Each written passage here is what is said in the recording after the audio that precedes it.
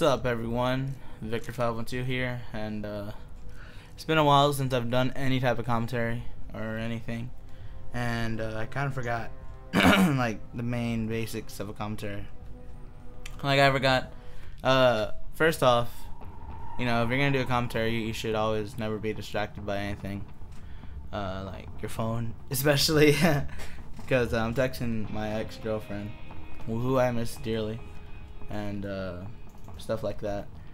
And I'm texting, remember the update video I did, a new update? So the thing I did, Brandon, one of the Brandons that, not Game Freaks, but IPX, Clutch, Acid Rain, or whatever, I was texting him, and the Game Freaks, the other one, never wants to fucking answer his phone, so I don't even bother texting him.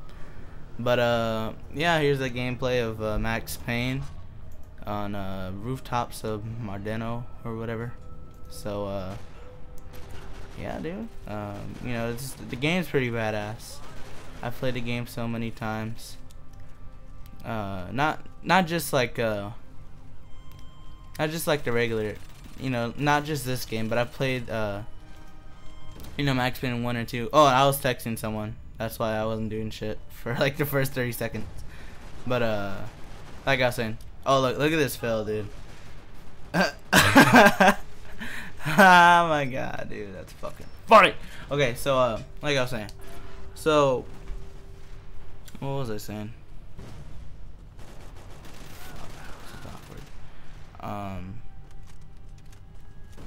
Oh, so Brandon never answers his calls. And then I was talking about something else. Oh, the games, yeah. So Max Payne 1 and 2, you know, the first Max Paynes that came out on, you know, the PC, and then it originated the console.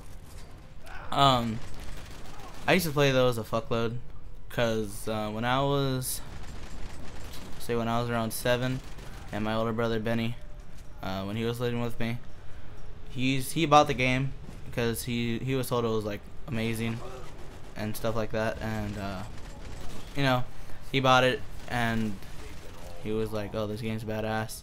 And then I would always watch him play it, and I think the most memorable moment of Max Payne is when the first one, when he has that dream, the first dream he has about his kid, and she's all crying in the background, and he's like you know, fucking, you know, just like every time he runs, you hear you know, the fucking his boot stomping on the ground or whatever.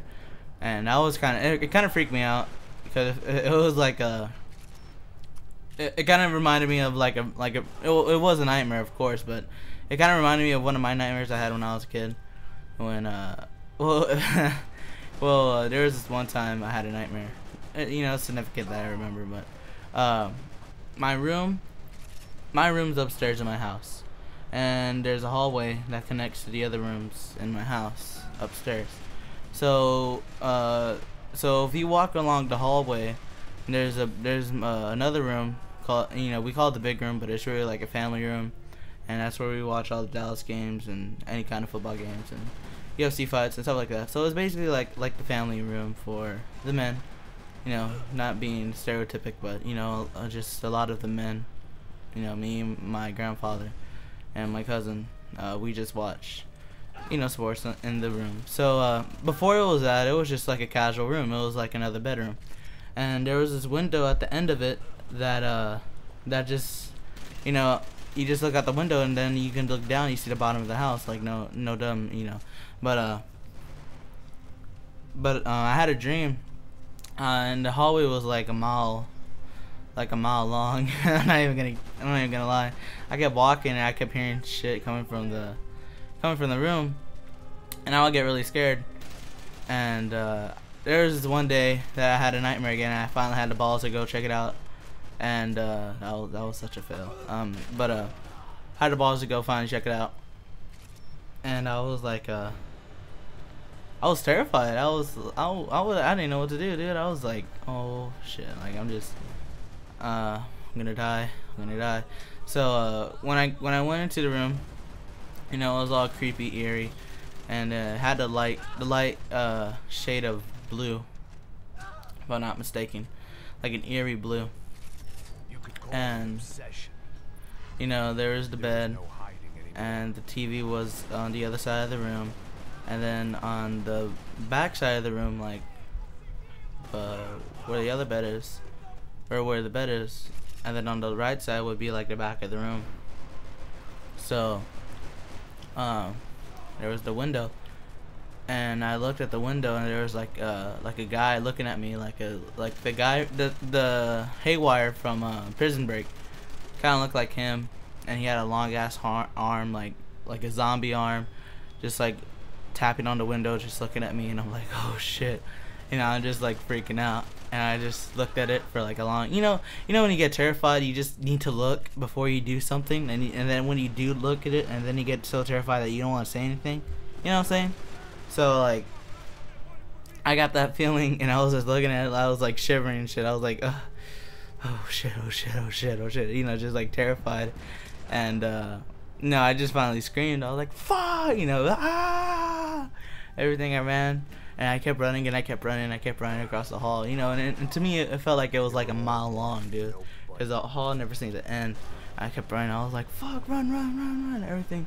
And I heard the window break, and I heard the door like open and shut real fast, and I was like, fuck, he's coming for me, he's coming for me, he's coming for me. And I just kept running as fast as I can, and you know, he caught up to me. He pulled me by the shirt, and you know, he looked at me, and I was like, I just kept, you know, because at the time I was like, what, eight or 7 when I had that dream, and I kept having those nightmares. And at the time, you know, I just kept slapping them around. I was like wiggling and everything, and I didn't know what to do. I was just like terrified. So I just kept wiggling, and then I just pushed them off me, and I got up and I kept running to my room.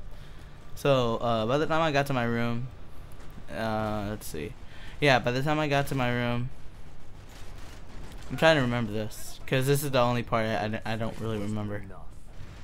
I think by the time I got to my room, I went under my sheets, and I was like praying to God or something, because I am a Catholic, I can admit that, and I don't pray heavily like I should, but I do pray. And you know, I was praying to God. I was like, oh dear God, Lord, help me, I'm sorry, I've sinned against you, I'm so sorry, you know, and just saying I'm sorry for everything I've done. And you know, and then I hear a knock. Oh shit.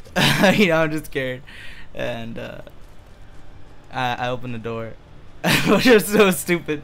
I opened the door, and it was the guy. He was like, I'm gonna get you, you know, and I was like, oh shit. You know, I was just freaking out, you know, and I just ran back to I went to my bed again, started like closing my eyes, saying this isn't real, and I wake up screaming and sweating and shit. I was like, oh fuck, you know, you know, and everything. And I was just like creeping out, and I was like, oh fuck, thank God it was just a dream. I mean, I was just freaking out. And then for the rest of the days, I told my brother about it, and it was ironic because he was at that part in Max Payne where he has the second dream. And I was crying. I was like, oh my God, this is not happening. I was like freaking out and everything. So that's why Max Payne to me is so memorable, because of that nightmare. And my brother and I would always play it. I miss my brother dearly, and stuff like that. So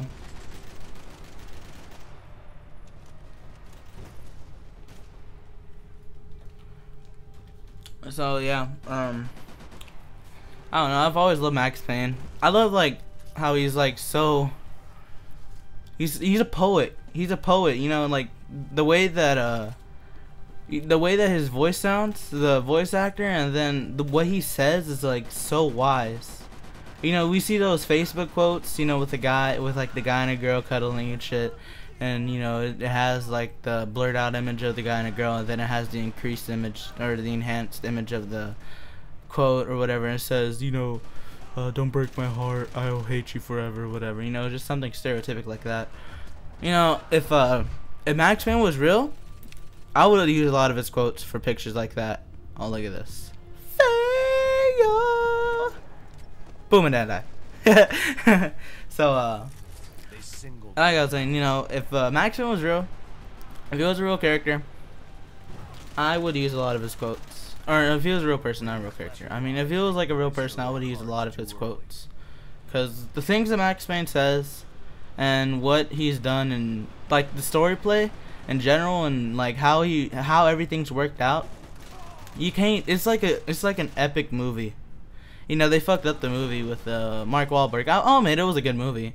I mean, they got most of the idea down, but it's just that you can't put like 5 hours, or not 5, like 9 hours worth of gameplay in like 1.5 hours. That's impossible.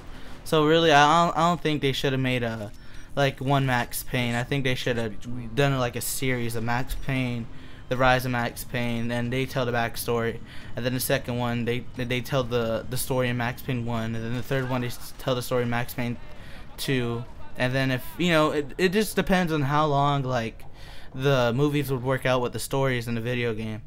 You know, you can't, like I said, you can't put 9 hours of gameplay on each. You know, that's like a total of what, 27 hours on each game, at least 30 hours if you're, you know, I'm just saying like 30 hours the most.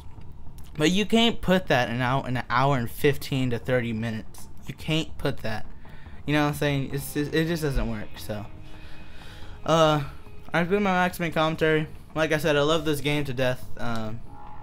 It's always been here in my life, and I'm so glad I got the limited edition of Max Payne. So, I hope you all enjoyed my commentary. This is